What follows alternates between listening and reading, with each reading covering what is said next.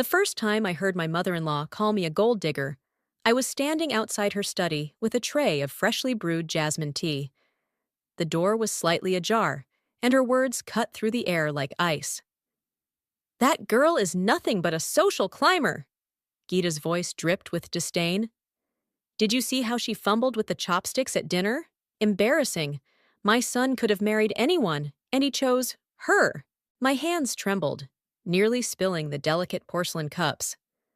"I'm Sabrina, and 6 months ago, I married into the prestigious Patel family.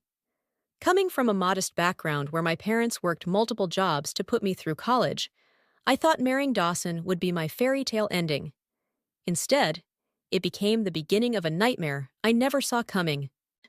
Darling, are you all right?" Dawson's warm hand touched my shoulder, making me jump.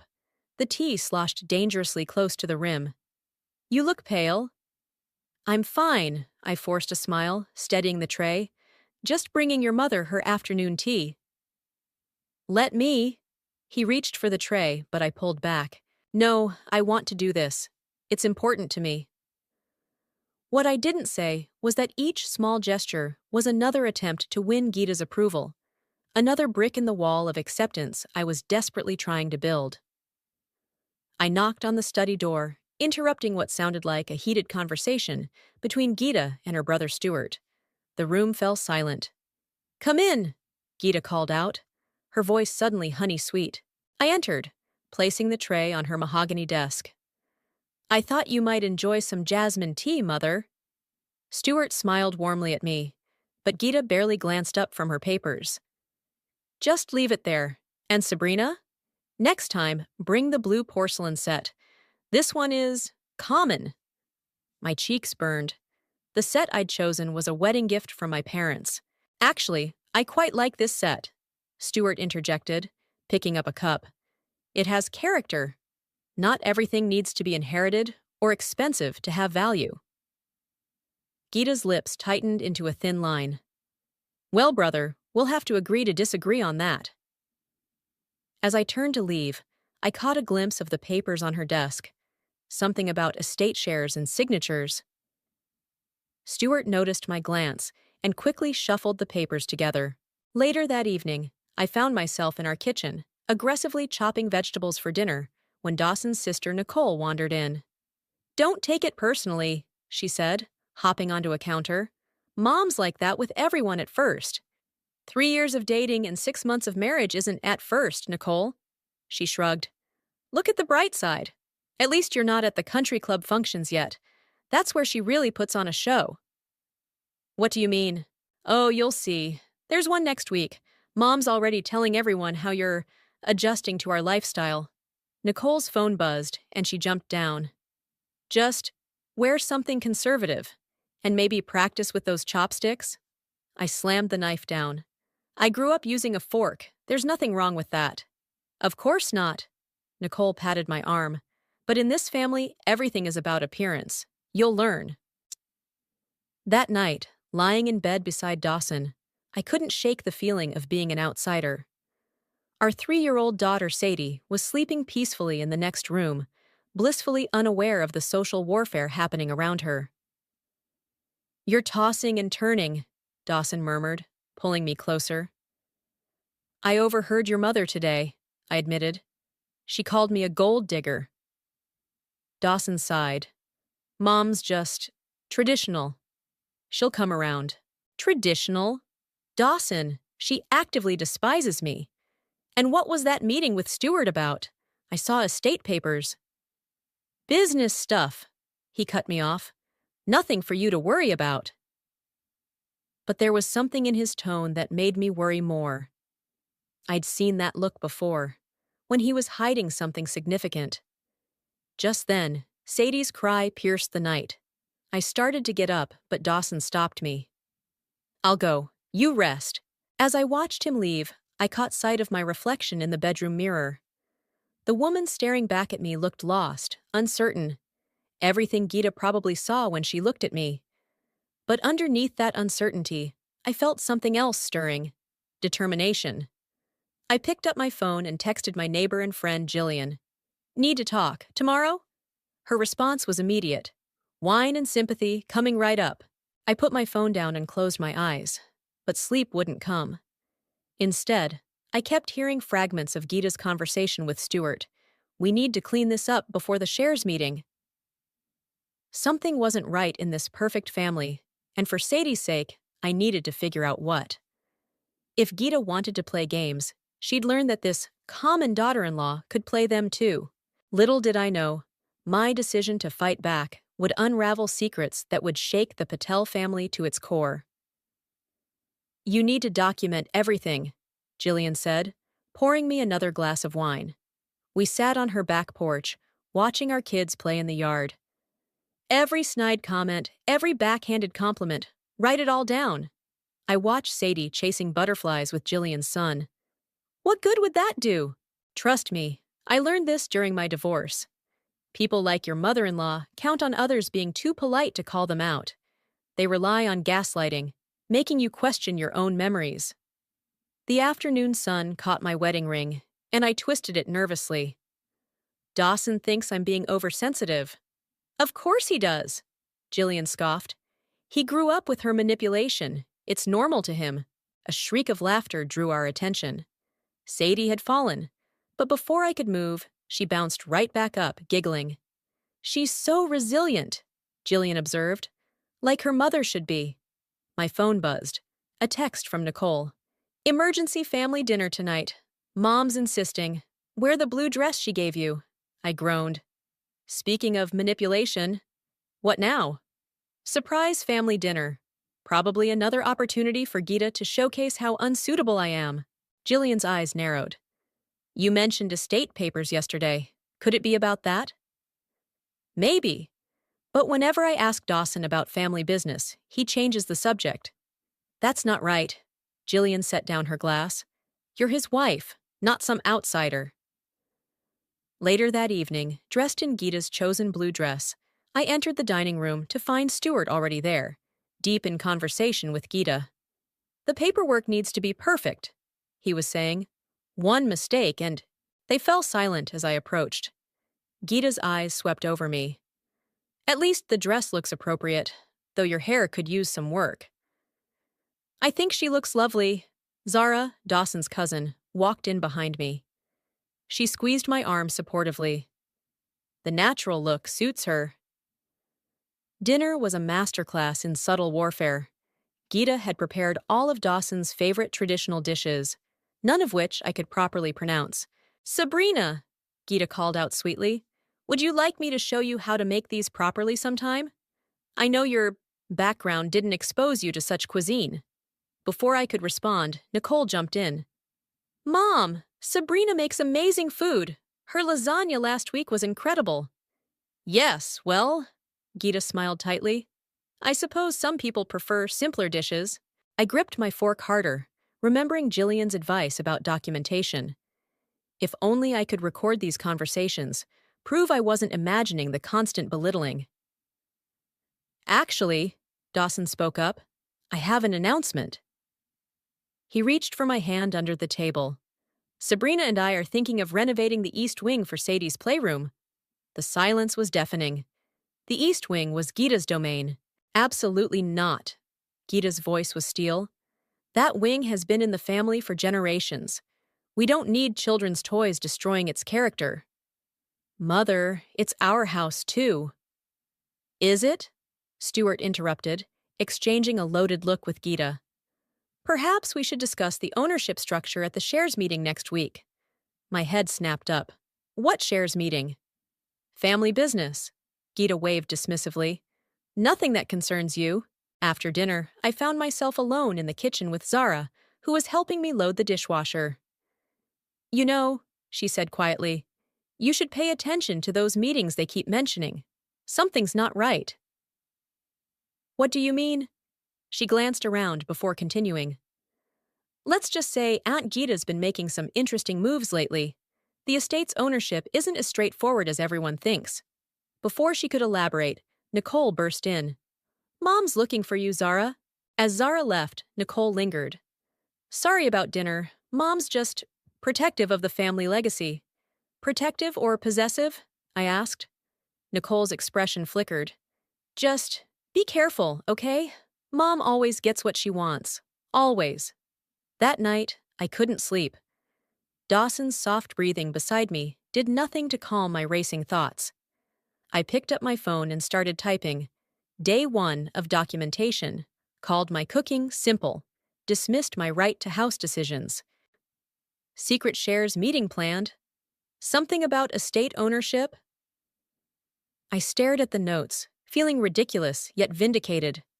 But was written documentation enough? As if answering my question, muffled voices drifted up from Gita's study below our bedroom. The transfer must happen before they realize, Gita was saying. Once the papers are signed. I pressed my ear to the floor, straining to hear more, but the voices became too faint. That's when it hit me. Documentation needed to be more than just my word against hers. I needed proof.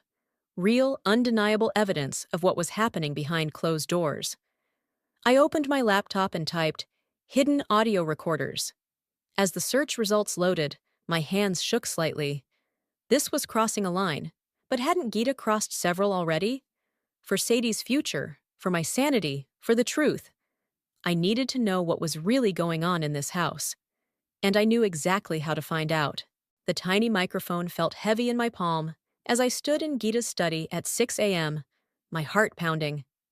Everyone was still asleep, the perfect time to plant the first device. I'd ordered 3 professional-grade audio recorders, small enough to hide, but powerful enough to capture clear sound. Just breathe, I whispered to myself, securing the first microphone behind a heavy curtain. The morning sun was barely peeking through the windows as I carefully arranged the fabric to conceal it. I'd chosen my locations strategically: the study, the formal dining room, and the living room, Gita's favorite spots for private conversations. Each recorder connected to an app on my phone, allowing me to listen in real time or play back recordings later. The house creaked, and I froze. Footsteps. Sabrina? Dawson's voice called from upstairs. Where are you? I rushed out of the study, nearly colliding with Nicole in the hallway. What are you doing up so early? She asked, eyeing me suspiciously. Couldn't sleep. Thought I'd get some water. The lie came easily, too easily. Back in our bedroom, Dawson was getting dressed for work. Everything okay? You've been acting strange lately. I'm fine, I smiled, but my phone felt like it was burning in my pocket. Just adjusting to everything. The first recording came through around noon. I was in the garden with Sadie when my phone buzzed. Gita's voice, crystal clear. Stewart, the paperwork is ready. Once I secure majority control at the meeting, we can proceed with the sale. And Dawson? Stewart's voice was cautious. My son is too trusting. He won't question it until it's too late. My hands shook as I listened. Sale? What sale? Mom! Sadie's voice snapped me back to reality. Look at the butterfly. That evening, I sat in our bedroom, headphones in, listening to the day's recordings. Most were mundane. Household staff discussions, phone calls about charity events. Then, Nicole, dear, Gita's voice crackled through. Have you considered what we discussed? Mom, I can't spy on Sabrina for you. She's family now. Family, Gita scoffed. She's an obstacle, one we need to remove before she ruins everything we've built. The bedroom door opened suddenly. I yanked out my earbuds as Dawson walked in. What are you listening to? He asked. Just music. He sat beside me on the bed. Sabrina, what's really going on? You've been distant, secretive. I stared at my phone, guilt and anger warring inside me. Do you trust me, Dawson? Of course I do. Then why won't you tell me about the shares meeting? About the sale your mother's planning? His face darkened. How do you know about that? Before I could respond, my phone buzzed with another recording notification. The sound played automatically through my earbuds, which lay between us on the bed. Gita's voice filled the silence. Once we sell the estate, that girl and her brat won't have any claim to our family's legacy. Dawson snatched the earbuds. Are you recording my mother? I had to know the truth. I grabbed my phone before he could take it. She's planning something, Dawson. Something that affects all of us, including Sadie. By spying? This is illegal, Sabrina. What's illegal is your mother trying to sell our home without consulting us. We live here too. Sadie's growing up here. He ran his hands through his hair, pacing. You don't understand. The estate. It's complicated. Then explain it to me. I stood up, blocking his path. For once, treat me like a partner, not an outsider. A knock at the door made us both jump. Nicole stood there looking uncomfortable. Mom wants everyone in the living room. Now. My blood ran cold. Had she discovered the microphones? But in the living room, Gita was all smiles. I've decided to host a pre-meeting dinner next week. All shareholders must attend. Her eyes locked onto mine. Family only, of course. I'm coming, I said firmly. Dear, she smiled sweetly, these matters are beyond your expertise. My wife attends. Dawson's voice was quiet but firm. Or I don't. The room fell silent. Gita's smile never wavered, but her eyes turned to ice. Very well. Do dress appropriately, Sabrina. Later that night, I lay awake, listening to the recordings again. Fragments of conversations painted a disturbing picture. Secret meetings, document transfers, plans for the estate's sale. But one recording stopped me cold. Everything's set, Stewart was saying. The buyers don't know about the tax issue or the property liens. Once they sign? Perfect, Gita replied. And the offshore accounts are ready? I sat up in bed, my mind racing. This wasn't just about excluding me anymore. This was fraud. My phone lit up with a text from Zara. Need to talk. Tomorrow, alone. I know what they're planning. I glanced at Dawson's sleeping form and typed back, Coffee shop on 5th, 10 a.m. The recordings were a weapon now, but I had to be careful how I used them. One wrong move, and I could lose everything. My marriage, my home, my daughter's future. But Gita had started this war, and I intended to finish it. The coffee shop was quiet when Zara slid into the seat across from me, her designer handbag hitting the table with a thud. Her usually perfect makeup couldn't hide the dark circles under her eyes. Before I tell you anything, she whispered, leaning forward, you need to know that coming to you could cost me everything. I pushed a coffee toward her. I have recordings, Zara, of Gita and Stewart discussing offshore accounts and hidden property liens. Her eyes widened. You've been bugging the house? That's actually brilliant. She took a shaky breath. But it's worse than you think. The estate isn't just being sold, it's being stripped. What do you mean? Aunt Gita's been siphoning money for years. The estate's practically bankrupt, but she's hidden it well. The sale is her exit strategy before everything collapses. My coffee turned bitter in my mouth. Does Dawson know? Nobody knows except Stewart and the accountants, and now us. She pulled out her phone, showing me a series of emails. I work at the family's bank, remember? These transactions raised red flags, but Stewart buried the reports. A text from Dawson lit up my phone. Where are you? We need to talk. I have to go. I gathered my things. Thank you, Zara. She grabbed my arm. Be careful. If Aunt Gita discovers you know. I found Dawson in his home office, surrounded by papers. His face was ashen. I've been going through the estate documents, he said without looking up. After hearing those recordings, something felt off. I closed the door. What did you find? Missing funds, unauthorized transfers, Mom's signature on documents I never knew existed. He finally met my eyes. You were right. Something's very wrong. I pulled out my phone, hands trembling. There's more you need to hear.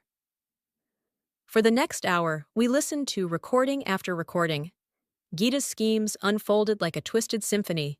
Plans to sell the estate to unsuspecting buyers, hidden accounts in tax havens, discussions of how to keep Dawson under control. I trusted her, Dawson's voice cracked.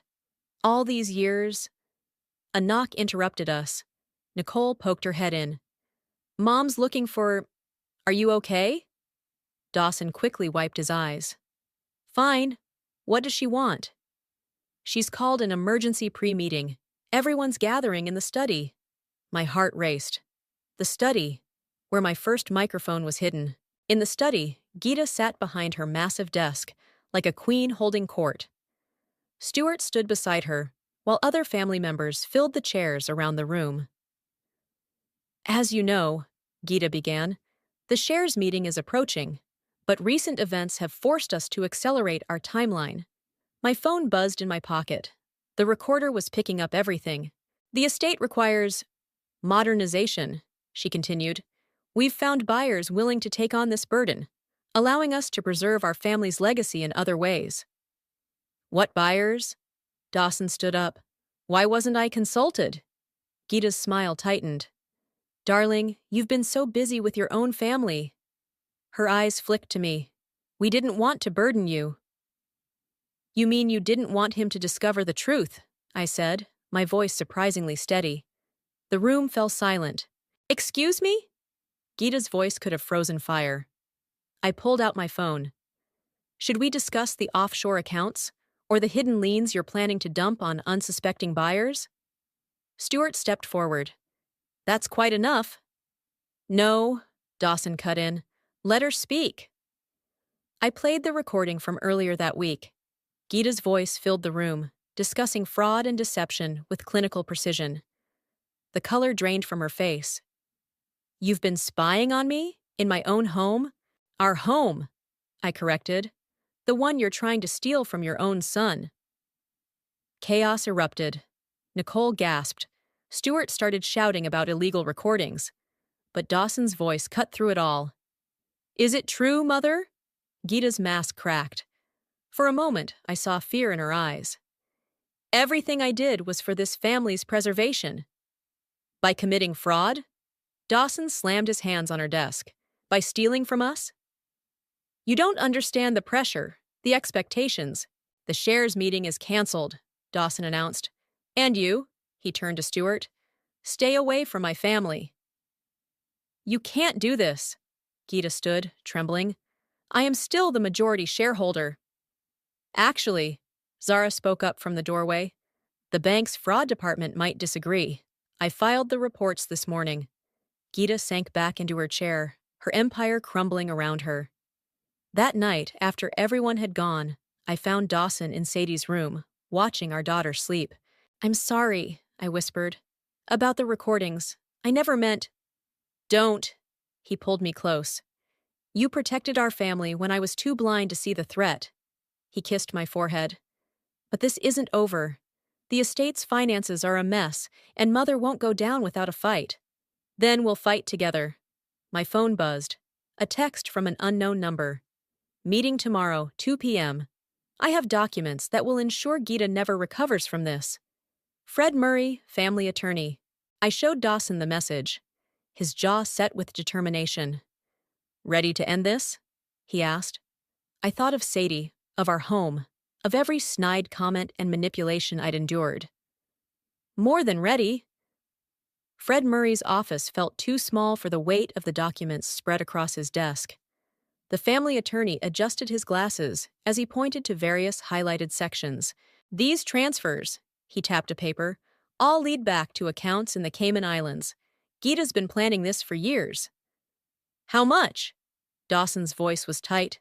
Conservative estimate, $12 million. I gripped the armrest of my chair. That's impossible. The estate is worth considerably more than what's on paper, Fred finished. Your mother-in-law has been undervaluing assets while skimming profits for decades.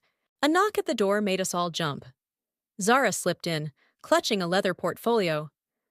Sorry I'm late. The bank's compliance team had questions about the documents I submitted. She pulled out more papers. These are the latest transfer records.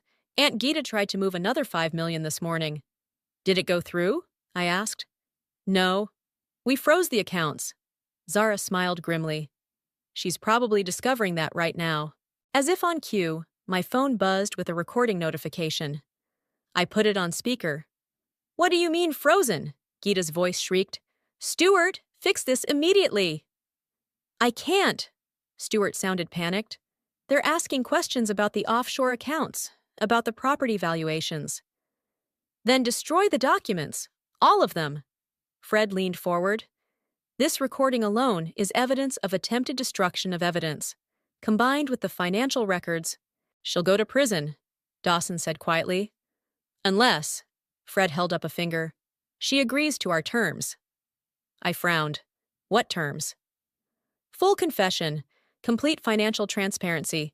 She steps down from all family businesses and transfers control to Dawson. He paused. In exchange, we don't press charges. Another recording notification.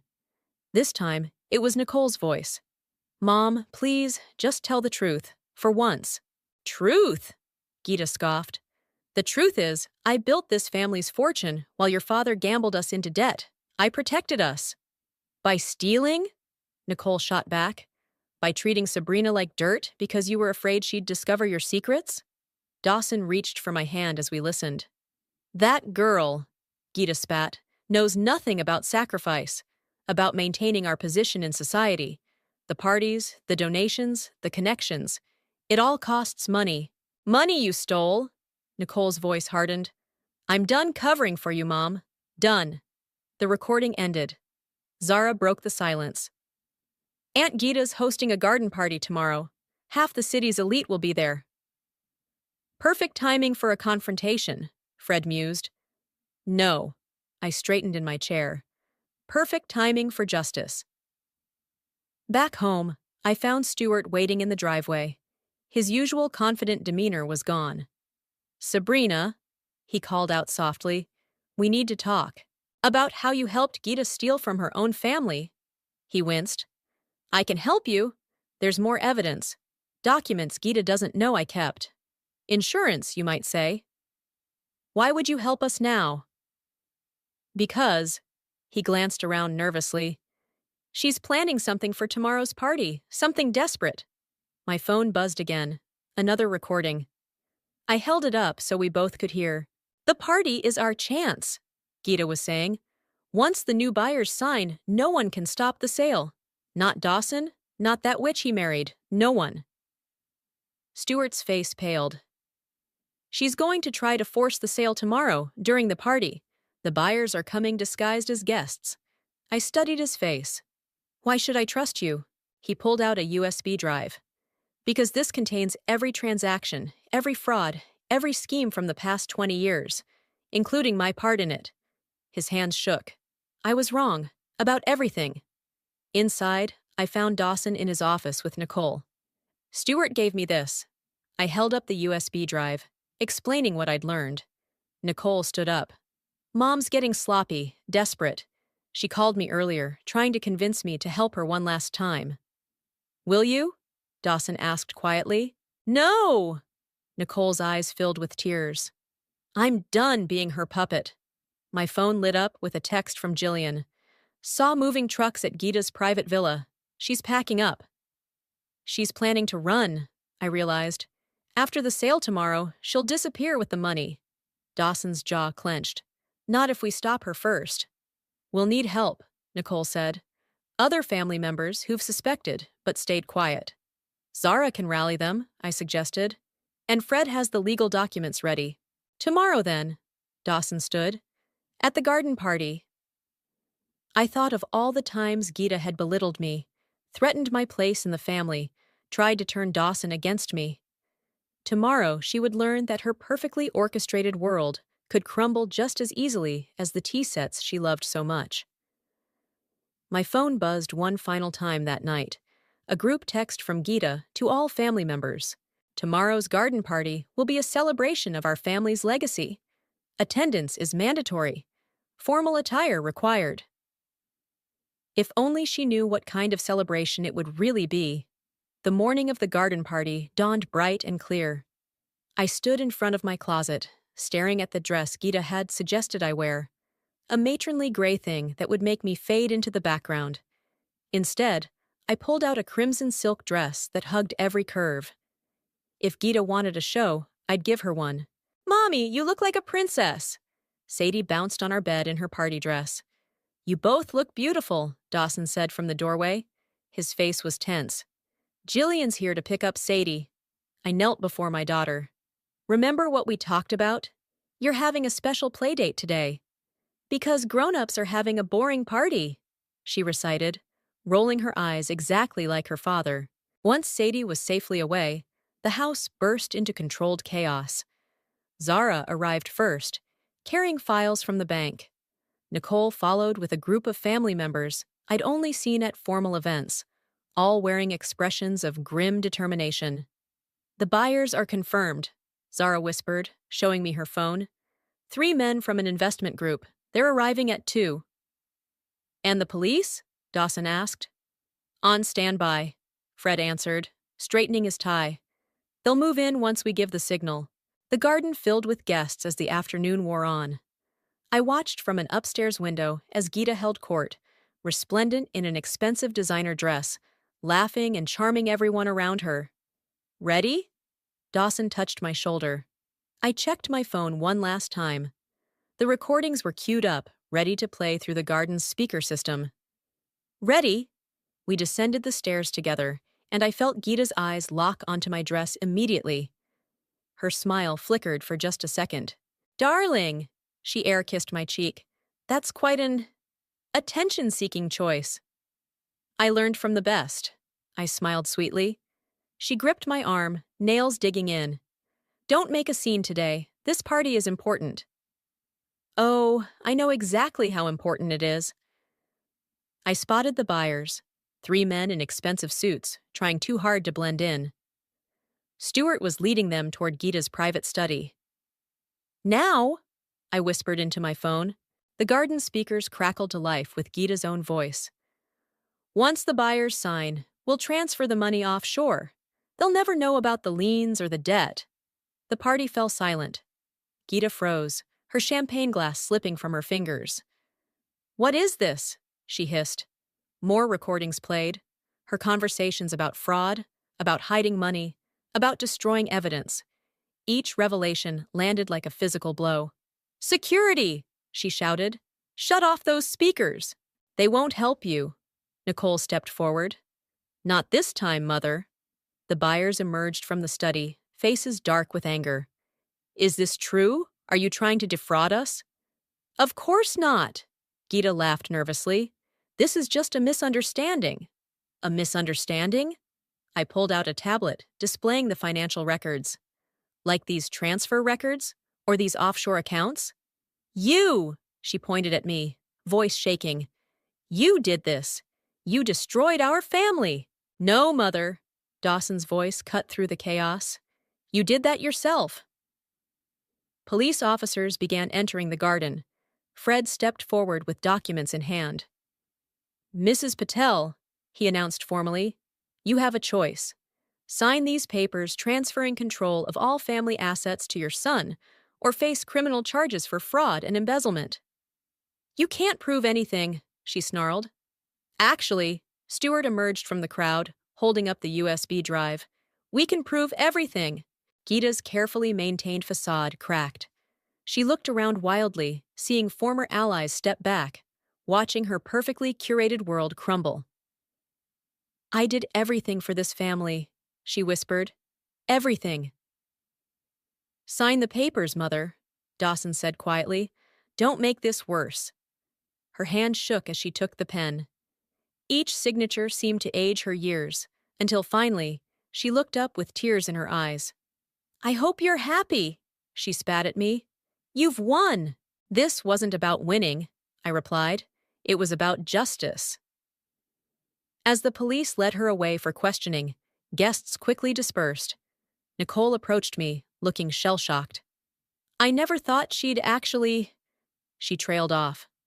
"I know," I hugged her. "I'm sorry it had to end this way." "Don't be," she straightened up. "It needed to end."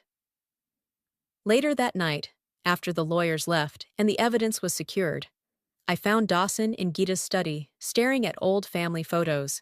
"Having regrets?" I asked softly. "No," he turned to me. "Just thinking about what to tell Sadie."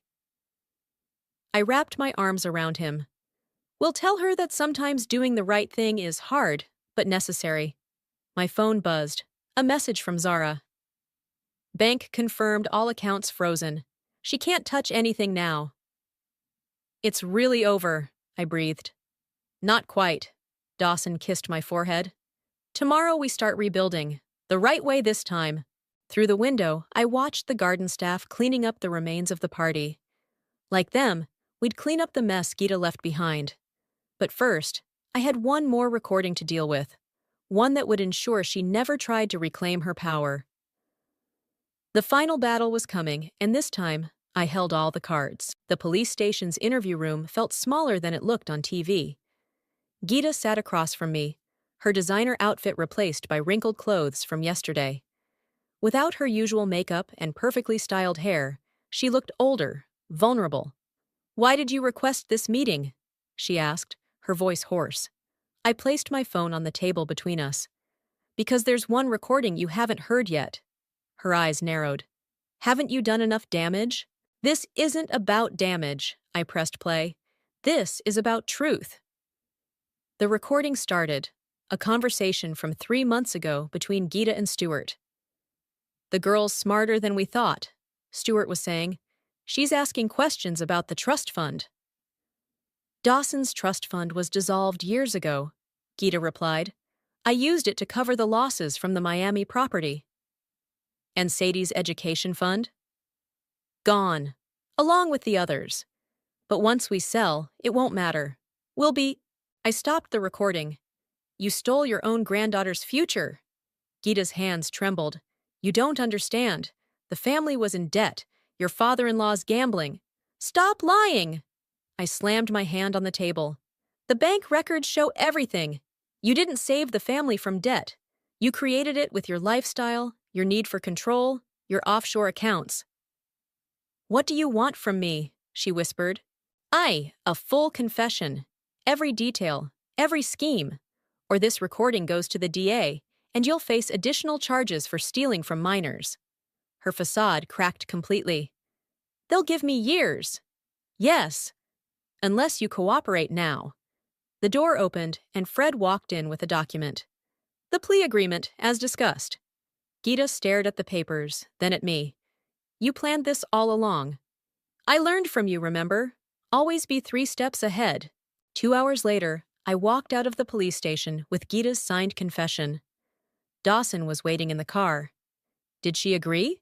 he asked as I slid into the passenger seat.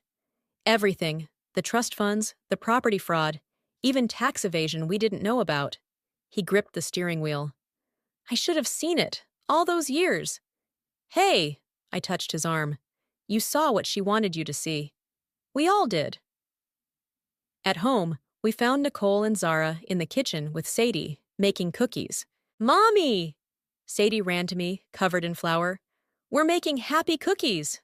"Happy cookies?" "Because the mean lady is gone," she said matter-of-factly. The adults exchanged glances.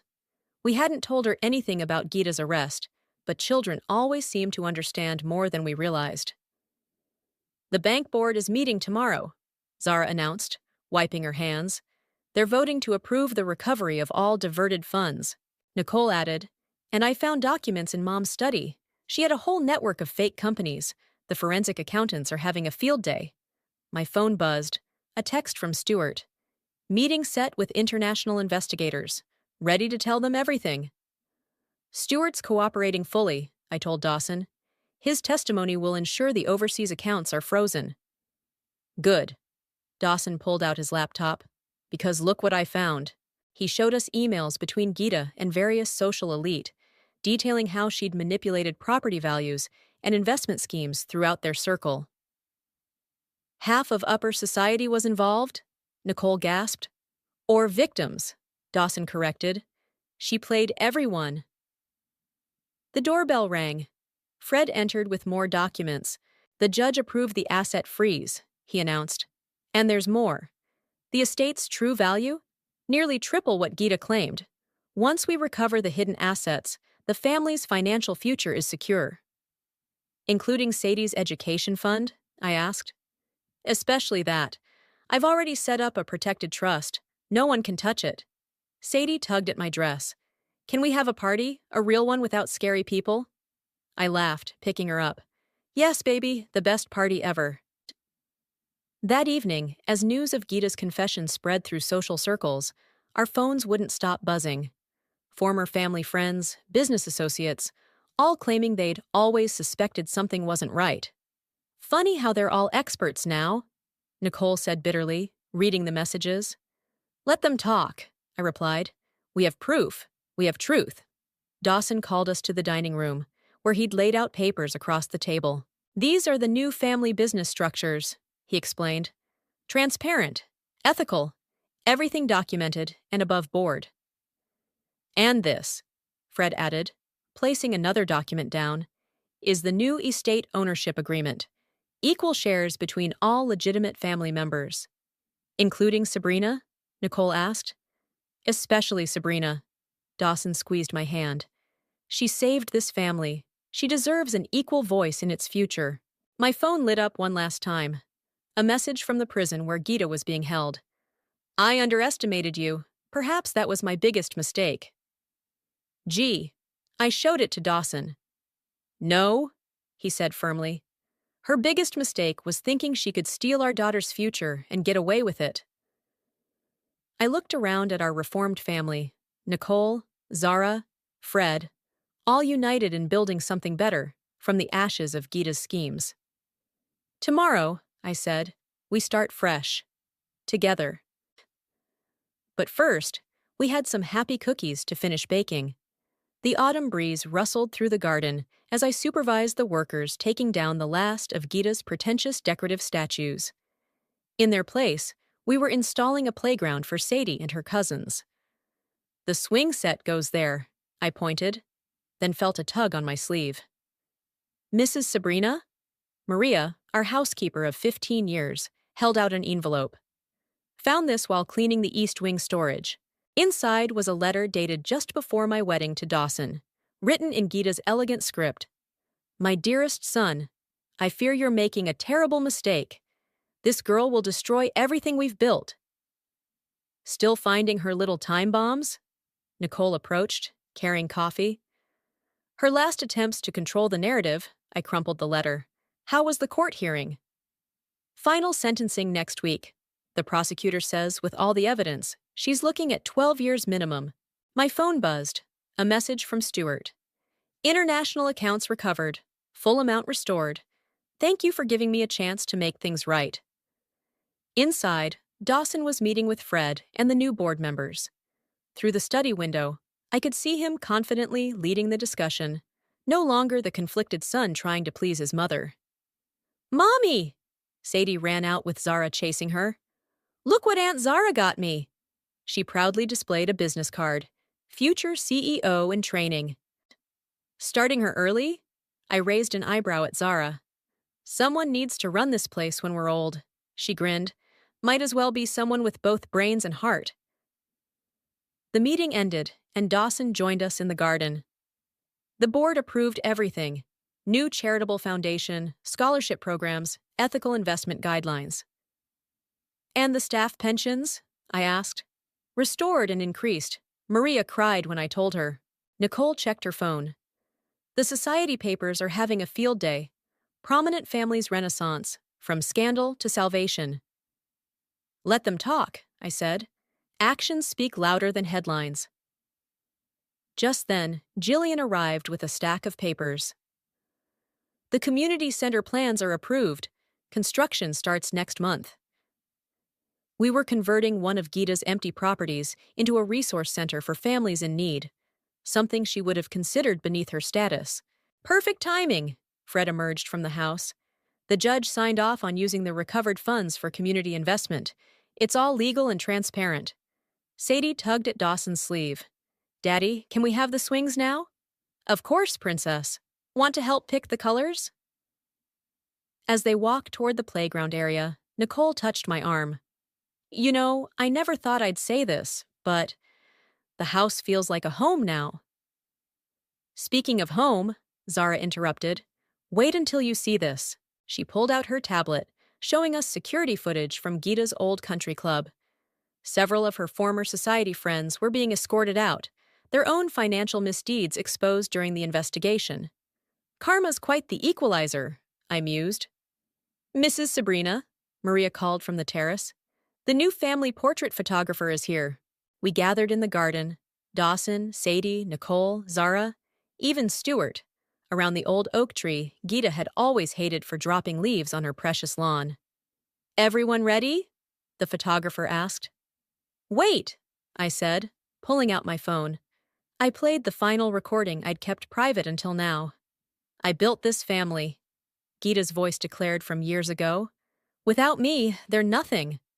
I deleted the file as her words faded into the autumn air. "Now we're ready," I smiled. "This is our family's true foundation."